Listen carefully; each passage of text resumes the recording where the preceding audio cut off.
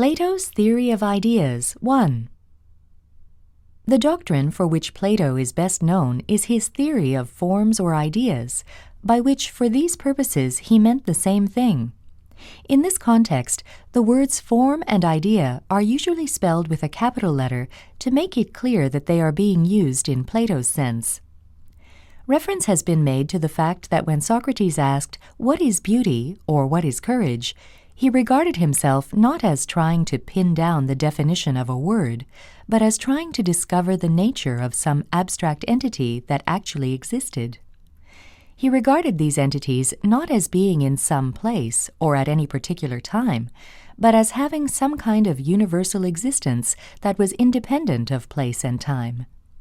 The individual beautiful objects that exist in our everyday world and the particular courageous actions that individual people perform are always fleeting, but they partake of the timeless essence of true beauty or true courage, and these are indestructible ideals with an existence of their own. Plato took up this implied theory about the nature of morals and values and generalized it across the whole of reality. Everything, without exception, in this world of ours, he regarded as being an ephemeral, decaying copy of something whose ideal form, hence the terms ideal and form, has a permanent and indestructible existence outside space and time. Plato's Theory of Ideas 2. Plato supported this conclusion with arguments from different sources. For example, it seemed to him that the more we pursue our studies in physics, the clearer it becomes that mathematical relationships are built into everything in the material world.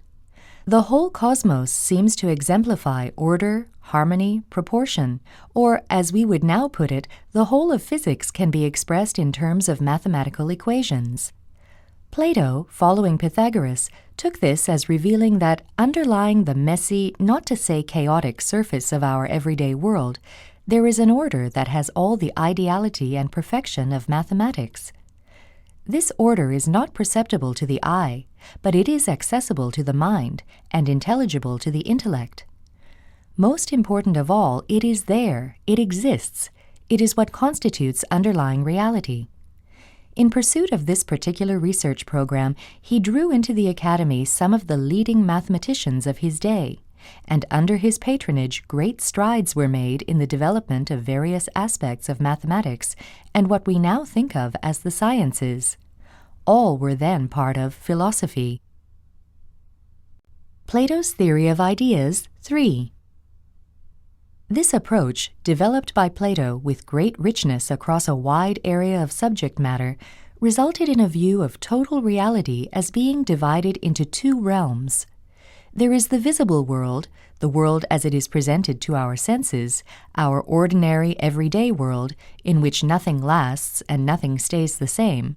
As Plato liked to put it, everything in this world is always becoming something else, but nothing ever just permanently is. This formulation became shortened to everything is becoming, nothing is. Everything comes into existence and passes away. Everything is imperfect. Everything decays. This world in space and time is the only world that our human sensory apparatus can apprehend. But then there is another realm which is not in space or time, and not accessible to our senses, and in which there is permanence and perfect order. This other world is the timeless and unchanging reality of which our everyday world offers us only brief and unsatisfactory glimpses. But it is what one might call real reality, because it alone is stable, unshakable. It alone just is, and is not always in the process of sliding into something else. The implications of the existence of these two realms are the same for us human beings considered as objects as they are for everything else. There is a part of us that can be seen, while underlying this is a part that cannot be seen, but of which our minds are capable of achieving awareness. The part that can be seen consists of our bodies, material objects that exemplify the laws of physics and inhabit the realm of space and time. These physical bodies of ours come into existence and pass away, are always imperfect, are never the same for 2 moments together, and are at all times highly perishable. But they are the merest and most fleeting glimpses of something that is also us and is non-material, timeless, and indestructible, something that we may refer to as the soul. These souls are our permanent forms. The order of being that they inhabit is the timeless, spaceless one in which exist all the unchanging forms that constitute ultimate reality.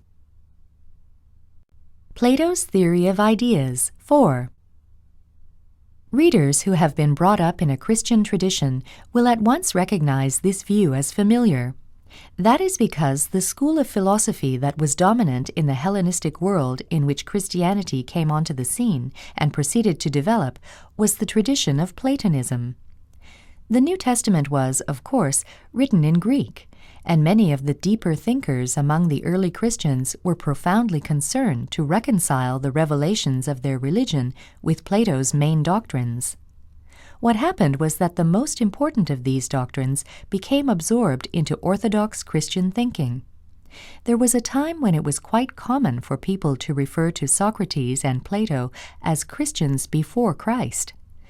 Many Christians seriously believed that the historic mission of those Greek thinkers had been to prepare the theoretical foundations for some important aspects of Christianity. The detailed working out of these connections was something that preoccupied many scholars during the Middle Ages.